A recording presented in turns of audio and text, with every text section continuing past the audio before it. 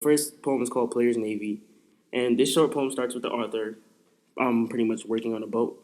He signed up for a boat called the Southampton Second Mate on a tramp named the Capella, and in the poem he describes his environment in detail. He describes the smell that he experiences on the boat and in the sea. He says, brushing varnish onto brand new window frames, sanding edges when the soiled, soaked rag snags on splinters. I smell the shavings, bright wood, and shining decks of 12, 13. My head swims with varnish, white spirit, timber smells, the oil of winches, and of oiled wire rope. So pretty much what I get from this excerpt from the poem is like he's describing his experiences on the boat. He's describing the smells and like different things that he sees.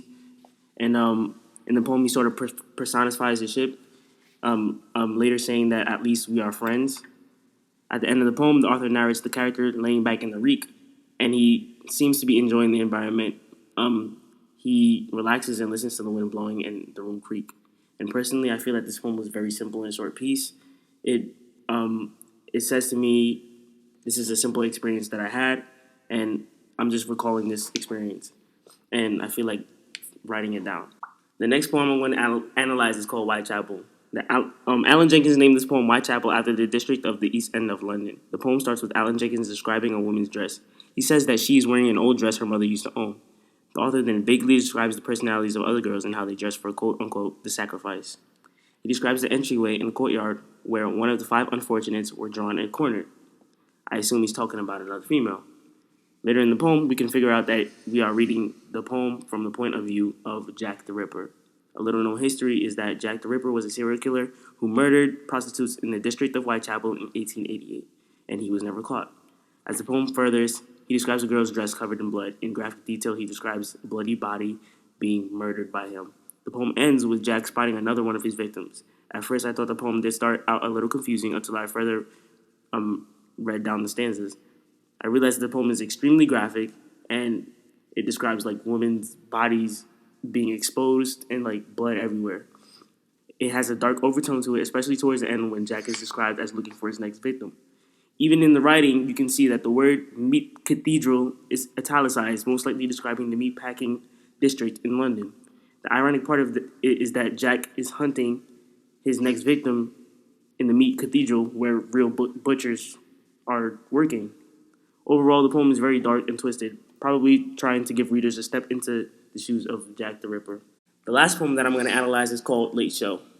And immediately after reading this poem, I realized that Jenkins called the poem Late Show because it's about a bachelor who's wealthy, and a lot of it seems to be like taking place at night, if you know what I mean.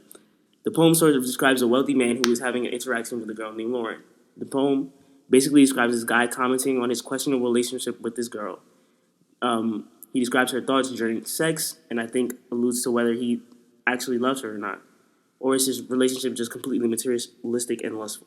All right, so I know Alan Jenkins was a poet that wrote poems that were kind of random, but I guess they related to what he was thinking about or what experience he had. So what do you guys think about it?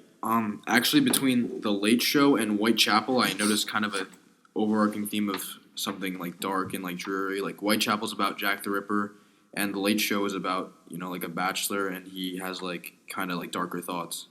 But Player's Navy, it kind of doesn't relate to the other two poems at all. It doesn't talk about anything dark. It talks about kind of like a sailor and what he experiences on a boat in the sea. And so I kind of agree with your point about everything being scattered and random in his thoughts and his work just because of that. Well, that's my opinion, but James, what do you think? Yeah, that scattered randomness that you guys were talking about, I would say I agree with that for the most part. But I think the one consistency that he really shows throughout his poems is that they follow a narrative type feel. So like in The Late Show, he talks about there's actual characters. There's the girl named Lauren and the guy talking about his lust and like his sex with her. So, James, are you thinking he should have been like a story writer? No, not necessarily. His poetry, it still works as poetry. I was just trying to point out that there is a bit of a consistency with his poems. Yeah, I feel like that he was just, with his poems, is very like imaginative. It's not really just like about one overlaying theme. It's like scattered and like imaginative and Well, I mean, with Crawford's work, it was more of like a commentary on a specific like theme, like the social issue. yeah, exactly. Not necessarily, but just like a human trait, like how people should be, like individuality and stuff like that. Mm-hmm. But this focuses more on stories, and I kind of found it more entertaining than what Crawford had. Yeah. Okay, so my poet was Andrew Motion. So the first poem I did by Andrew Motion was The Veteran. So he begins this poem with a vivid, kind of psychedelic description of a forest. And I'm quoting him here. He says, the forest shudders under a lilac cloud. And then he wonders if him and his father will see a beautiful sunset or if the sun will just settle into darkness. And this kind of seems representative of what the overall theme of the poem will eventually be, which is about his father's struggles with just going to D-Day and struggling with war. So he goes on speaking about his father's struggles with flashbacks of war. He compares his struggles to like a tank being flooded but refusing to sink. So I'm quoting him here. The frothy wash of waves inside his tank as it declined to sink. That's heavy. Yeah. So in the next stanza, Motion details different locations that his dad traveled through, including France and Berlin. And he says that once the dust settled and he wasn't thinking about like fighting or war or anything, he just had to deal with different demons like fear, grief, boredom, and pain.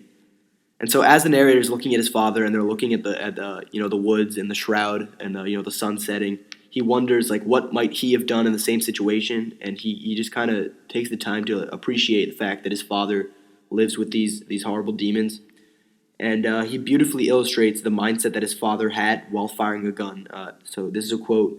Then he fired the gun with his crumpled finger, which now lifts and lingers on the swimming glass, and points out how the mass of cloud above the wood has melted from a shroud. So he's basically just wondering how much his father really broke himself just for his kid's sake and for his family. And so he concludes the poem by just admitting that his father, has to keep these questions that Motion is pondering unanswered. So he says, with him at liberty to dream through the hours before sleep and the silences he keeps. And so, according to the Times News, there was a story they did about this guy named Vincent Corsini. So Vincent Corsini was part of the Blue and Gray Division, which was made popular by the movie Saving Private Ryan.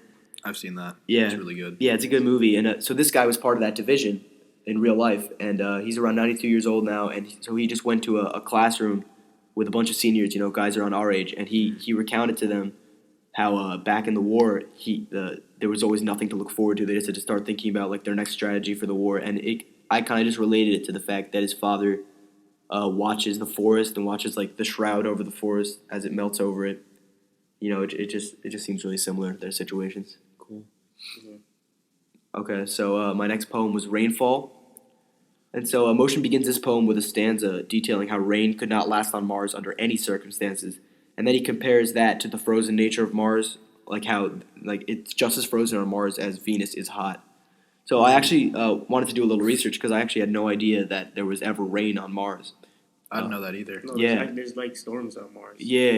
Like really Cool. big storms. But I didn't realize there had actual rainfall because that shows the potential for life. But according to the Planetary Science Research Discoveries.edu, icy comets may have added water to Mars, which triggered their early wet periods, which did include rain. Mm-hmm. So anyway, going back to the poem, he moves on to Earth and explains how after years of volcanic eruptions, rain began to fall. And then he goes into this kind of whirlwind explanation of how we got to modern civilization. So the quote is, after a summer of 12,000 years, after the interruptions of ice, after one particular inundation and the shadow of an arc darkening fish shoals, as they scooted over hills and valleys, after the blaze of one civilization, then another, after the destruction of several experiment with law and order, after the extinction of many beautiful languages, rain, by and large, found its place in the scheme of things. It's not afters. Mm-hmm. So, what he's trying to say is that rain is now greeted by the world as kind of just an insignificant aspect that really doesn't matter to us. And I kind of felt like it was the bigger picture that he's trying to get at is that we don't really appreciate the little things in life that really help us. Do you think that's meant to be like a darker message? Yeah, I guess it is a dark message because we don't really focus on all the luxuries that we have to deal with. Like I know I personally I have air conditioning at my house, like food, heating, ovens, refrigerators, all those different luxuries. Take it for granted. Yeah, you do, and this kind of puts in perspective. Okay, so my final poem by Motion was The Holy Island. So he begins the poem on a mainland with his arm around his wife's shoulder, and they're clearly, feeling content as they watch a raven fly over what I assume is an island, because the poem is called The Holy Island. So he sets the scene by describing beaches, boulders, and Arctic sunlight, and these visuals provide the reader with perspective as to the serenity of the situation. And so as he's doing this, he wonders how long he will have to wait before he actually shows his wife this beautiful place. So the poem, it's just, I guess, a facade. He's not actually showing his wife this. So he questions, how many years are there left to cross over and show you things themselves, not my idea of things. So he laments on having only 25 years of life left if he lives to his father's age to really show his wife everything that he wants to show her. And he finishes off the poem by saying that the raven, which he mentioned earlier, swoops down into, quote, the pages of a gospel. And so basically, there was a little summary that I read that Motion actually detailed about his poem. He said that the Holy Island was basically a place that he never got the chance to show his wife, even though they travel a lot. Mm-hmm. So this one's a lot more literal. There's really no deeper message underneath it. It's meant to be taken much more literally. Even though the only thing that I would say is meant to be a metaphor is the raven, which serves as him and his wife's guide to visualizing, but never actually visiting the beautiful island. So that's when the raven went back into the pages of a gospel. That's them, kind of coming back to reality and realizing that they're not actually in this holy island. Mm. Yeah, and according to Travel and Leisure, I thought this was interesting. Traveling releases an excess of dopamine, which is what causes a lot of people to feel the urge to want to travel a lot more often. I want to explore. Yeah, I just thought that it was interesting. There's a scientific aspect to Motion's emotional poem. Cool. Okay, so what do you guys think?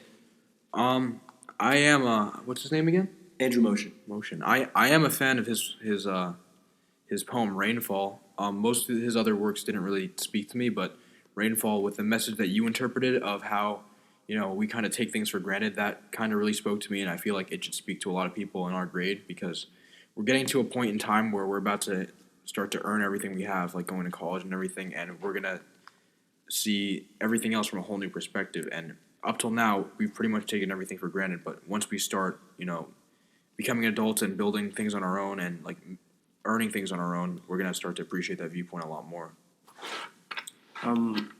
I agree with you. I think Motion kind of connected to Crawford in a lot of ways, talking about like human behavior and human nature, and a lot of times just the way we act and like I don't know where I'm going with this. So just like, No. It's fine. All right. Anyway, we're live. We're live. All right, but no, actually, like the human nature. No, we're live. You have to do this. Okay, I'm doing it. All right, cool. Yeah, he connects. He really focuses on human behavior, and the poem that really spoke to me most was probably The Holy Island, because I feel like I agree with what you were saying, but I also feel like it was more of like a figurative meaning. I feel like The Holy Island. You said that it was a place that he wasn't able to take his wife to, right? Yeah. Me, as I'm interpreting that, I feel like it's just like the Holy Island was his way of saying like Not an actual island. It's more like regrets that he has in his life. I kind of agree with that too. I don't things think that he didn't. Island. Yeah, things that he. So there might actually be a bigger picture there that I wasn't seeing. Yeah. Maybe. And also just a side comment, just like I just wanted to say that I like Andrew Motion's poems because like it's not all just imagination. It has like a lot of like real life things like Mars. Like it's like a lot of knowledge is put into the poem. Well, I don't think Crawford was imaginative really like to an extreme at all. I think it was like more like nonfiction as well.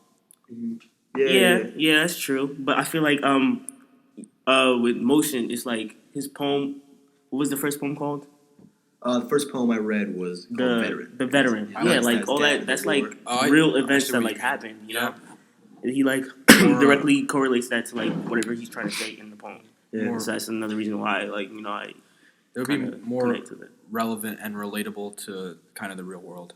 Yeah, yeah. Especially people today. He's like a newer poet. As Crawford is like an older the guy. All right, I see what you mean.